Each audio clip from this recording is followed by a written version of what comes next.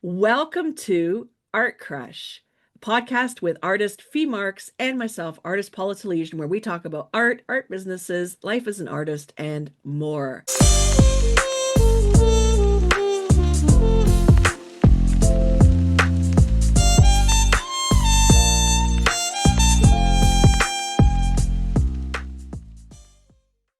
Welcome, Fee. Hi, thank you, Paula. Welcome to you too. So today we were going to talk about artist collectives and artist groups and all that because we we're sort of looking around online and thinking about artists 100 years ago and how they would get together in France and drink together, do shows together, encourage each other, copy each other, and more. And it feels like there isn't the same sort of goings on that there were. I mean, it's a different time and all that, but that artists don't seem to collect in the same way. So let's talk about that a little bit. Yeah, I think it's probably because when we think of those communities, of course, we are talking about those white men, and they were often supported by rich relatives or had enough funds in order for them to actually be an artist. It wasn't open to as many people. So they would meet people and gather at like-minded places. And also the fact that they traveled, when you think of the people like Vincent van Gogh and Matisse, going off, and Gauguin, they went to other countries, which was very rare at the time. But I think we sort of got onto it because we were like, people, we were talking about styles, weren't we? And we were saying that if when you look at the early work of Vincent van Gogh, it's all in browns and very morose and dull. And then the work he is famous for is the work that he did in south of France. And it's like, well, can you imagine? He would have had no idea. Imagine not knowing what the south of France and the light was like. And it was like being in The Wizard of Oz. And, when it goes from black and white to color. So no wonder. So the fact that you can understand that they probably contacted their mates in different parts and said, you've got to get down here. And it's the most inspiring place to paint. So that has sort of changed because the people who paint in plein air or whatever are not the majority of artists. So different art has taken on different places. And it does feel that sort of artists have gone into themselves, although they do still crave that artist community. And there are artist communities, but they're usually centered around studios or people perhaps who are already friends have set up collective, but there isn't any famous ones. Yeah. The St. Ives community, it was like a place to go and be yourself and be with your tribe.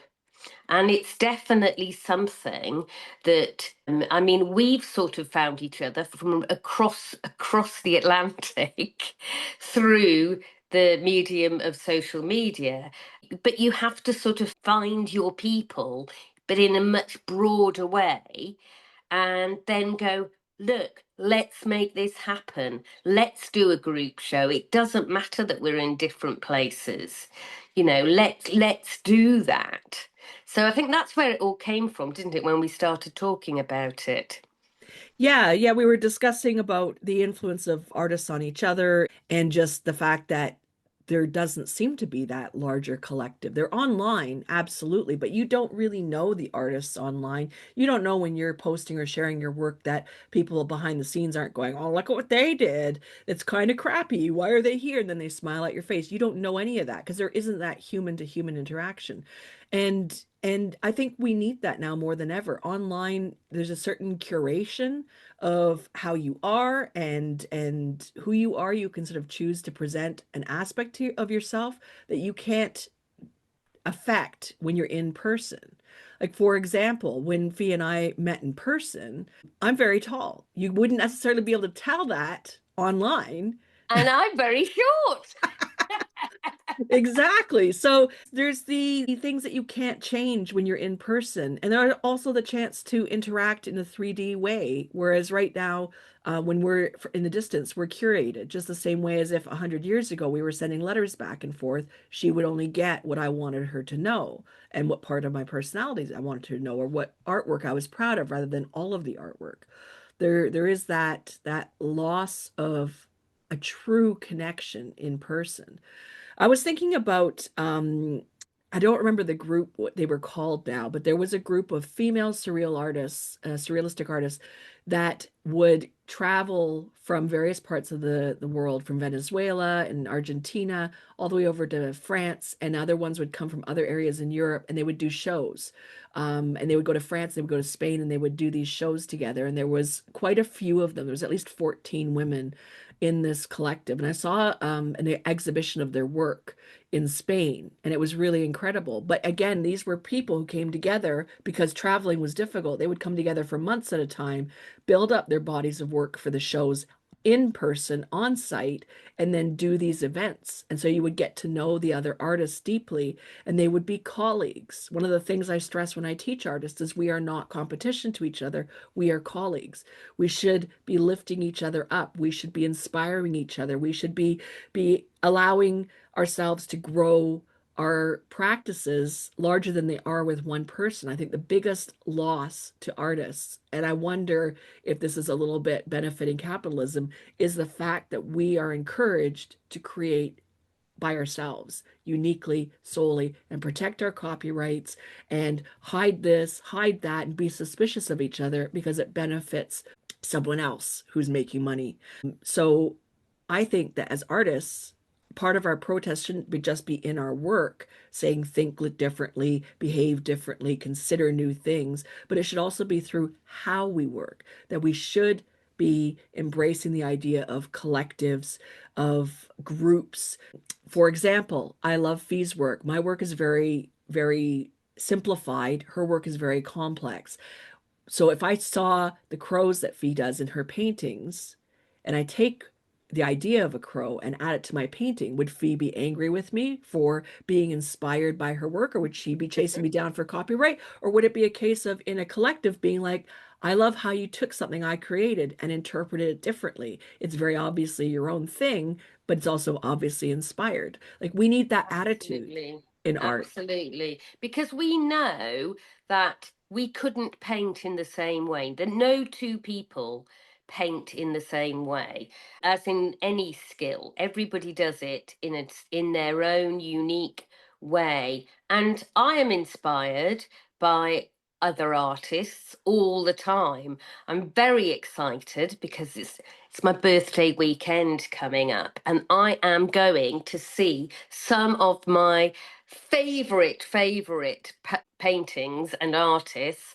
I'm going to see Evelyn de Morgan's work in Whitwick Manor near Wolverhampton, and I love her work. And again, I think she's a very undervalued pre-Raphaelite. She's sort of going into pre-Raphaelite arts and crafts. Her work is gorgeous. And then I'm going to Birmingham Art Gallery on Sunday to see it. It's just opened 2 weeks ago, to go and see all the beautiful pre-Raphaelites there. I've been before. It doesn't matter. I come away and I just want to get my canvas out. I'm not trying to be them or do them, but they inspire me, and I might take a theme or, a part of that painting or something. It's about learning and bouncing ideas. Now, if I could sit in a room and be mates with Evelyn, I'm sure, I mean, the sky's the limit. And I'm doing it on a very, very, very small scale. And I think it's fun to collaborate in work as well, try things, create a canvas together, have fun, play around. Doesn't mean necessarily that you're going to sell it or use it, but it does spark your ideas and make you think in a slightly different way. And I say, the little taste of it I have had, I just want more. And, that would be the dream, to go. Those Argentinian women have sorted it out. because that is amazing. You get to see the world, you get to be with your friends, and you get to sell art, and you know, what, and be inspired. What more could any artist want? Yeah.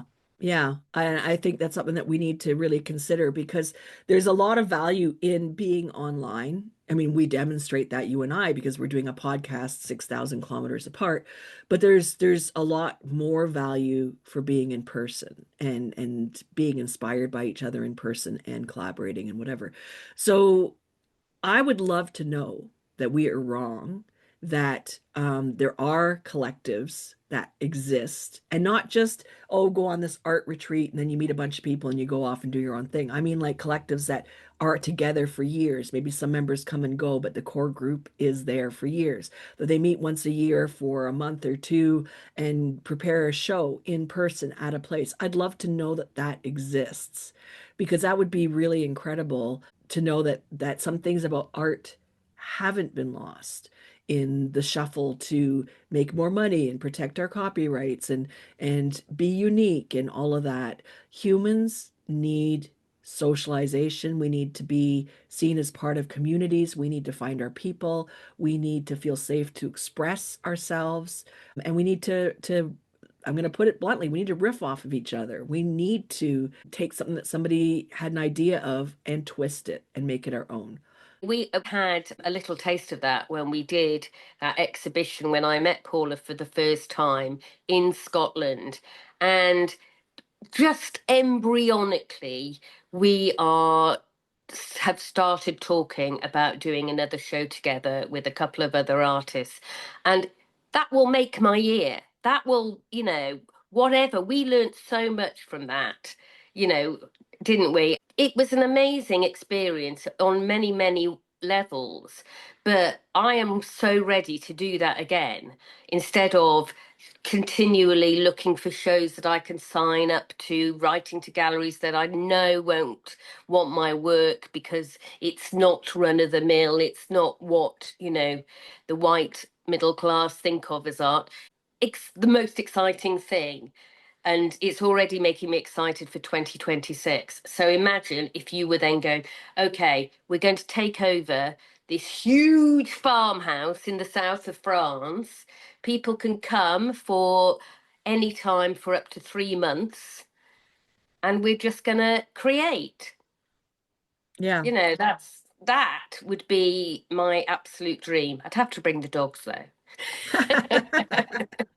Yeah, I mean that would be absolutely incredible. I was just talking actually with a friend of mine who works in publishing this morning, and she was saying that all the book covers now in certain genres, like say romance, they all use similar fonts and they all use similar styles of illustration.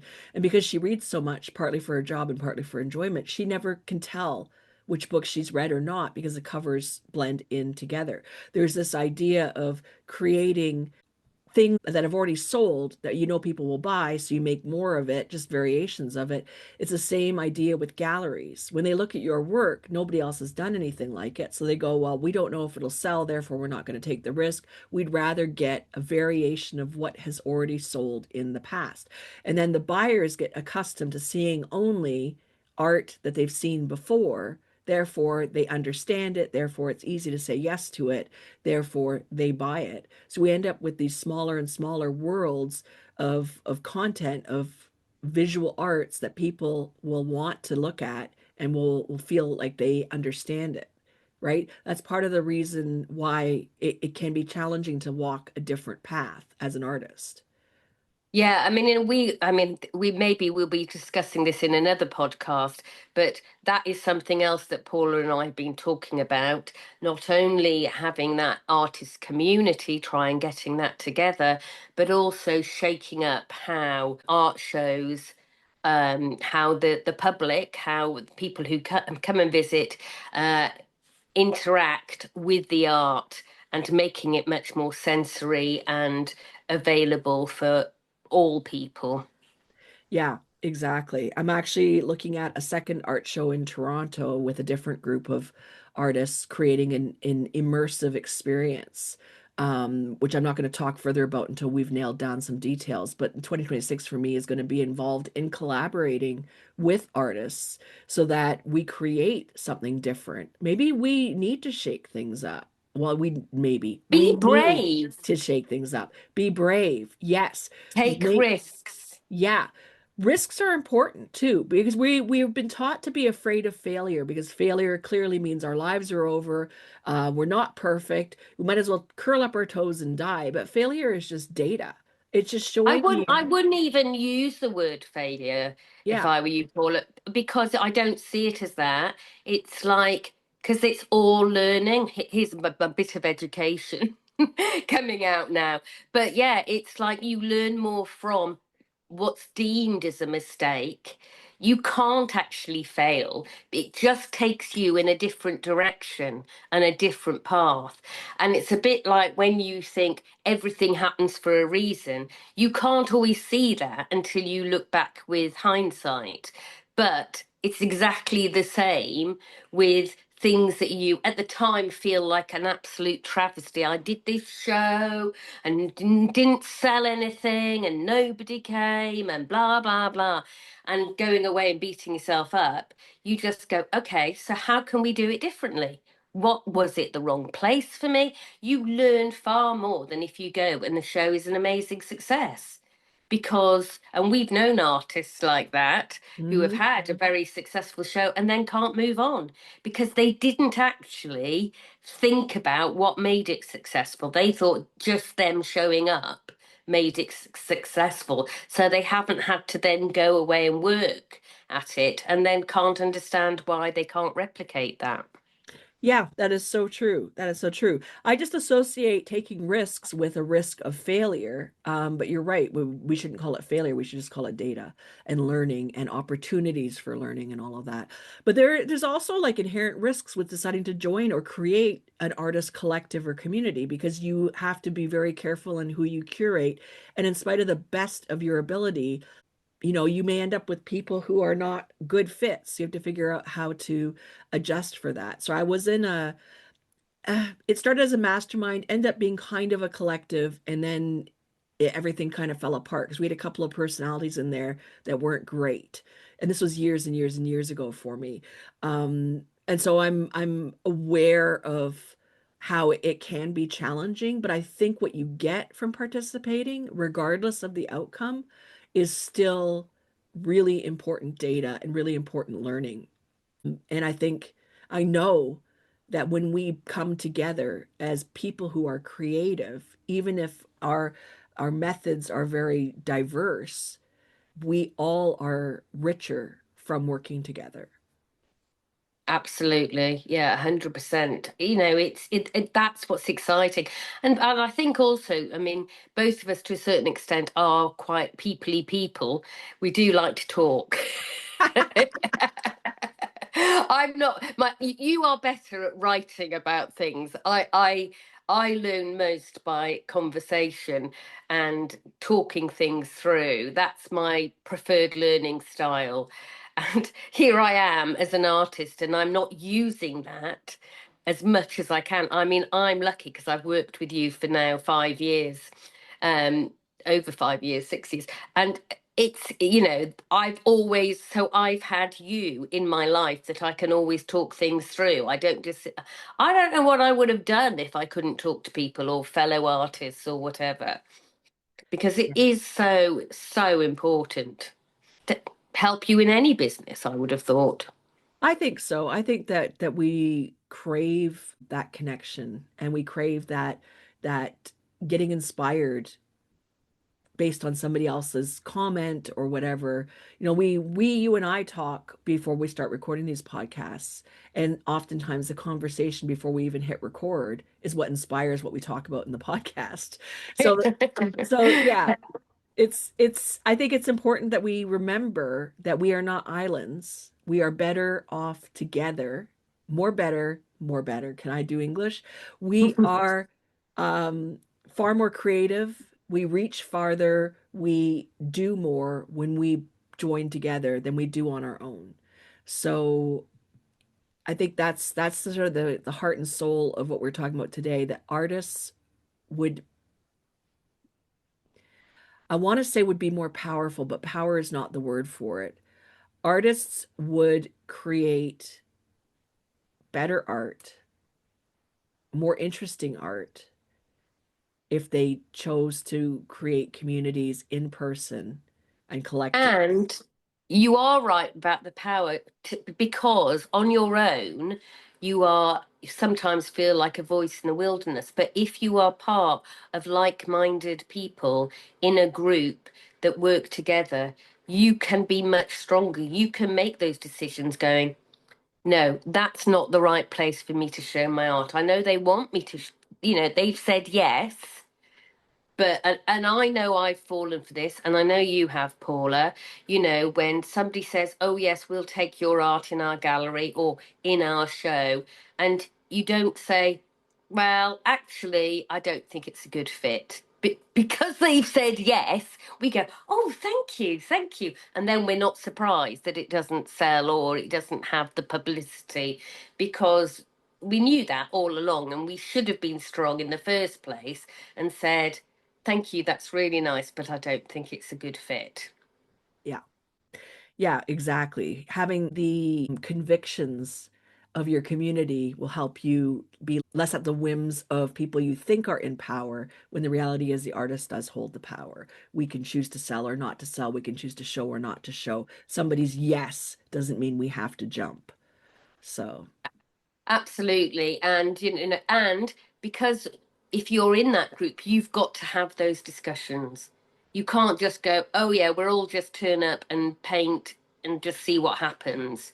If you are going to work as a collective or a group, you have to have made sure that you have some sort of commonalities or belief systems that bring you together. And you've got that clear in your head, which mhm. sometimes you don't feel like you need to have when you're working in isolation. Yeah, one of the things that really helps when you are, especially when you're starting out selling art, but when you're selling art in general or creating art, is knowing thoroughly what you stand for and knowing thoroughly what you stand against. And being open obviously to changing if you learn differently and learn better, and so you change your mind a little bit, but having that understanding of who you are as a person, what your belief systems are, and what your belief systems as an artist are, and your potential as an artist will make all the difference. And being in a collective, I think, helps eliminate a lot of imposter syndrome because you're not sitting in your own head. And imposter syndrome originates inside your head when your brain lies to you in an attempt to keep you living small. Therefore, you're going to be safe because nobody will notice you, so nobody will chop your head off. You're not taking any risks, blah, blah, blah, blah, blah. When you're in an artist collective, the group momentum will keep you going, and the group conversation will keep you out of your head. So that's where imposter syndrome goes to die. So yeah, And just on a practical note, if you are, part of a collective, you're also spreading the cost of shows and events that you're doing because you've got people to spread the cost of. So the idea of doing a show on your own, hiring a place can be hugely expensive, but if it's shared between people, it's actually not that expensive. So I know that's a real practicality thing, but it just occurred to me yeah, that you've got more potential to take those risks and try things out, which you can't do by yourself. yeah. I think we're going to wrap this up by focusing on that word potential that you've just said, potential. When you join or create a collective of like-minded artists where you work, create your art, have conversations, and do shows together, you increase your potential.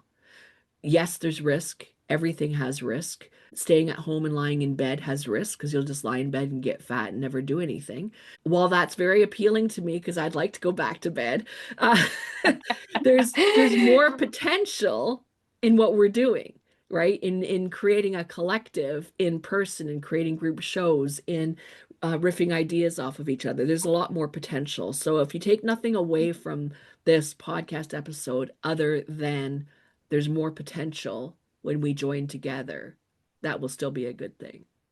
And let us know if any of our listeners are in a collective or a group of artists that have worked together for years, or, you're just setting one up. Pop it in the comments and let us know about your collective, and we can give you a big shout out. And yeah, we'd love to hear from you. Absolutely. We'll do a future episode based on the comments. You can also email us at our respective emails on our websites and let us know about your collective, and we will be happy to shout out. And I think that wraps up this episode of Art Crush with artist Fee Marks and me, Paula Telizyn, also an artist. You can listen to more episodes on Spotify or your favorite podcast app, or hop on over to our websites, feemarks-art.co.uk and paulatelysian.com. Spelling is in the title of our podcast, so you can catch it there. And we will see you in the next episode.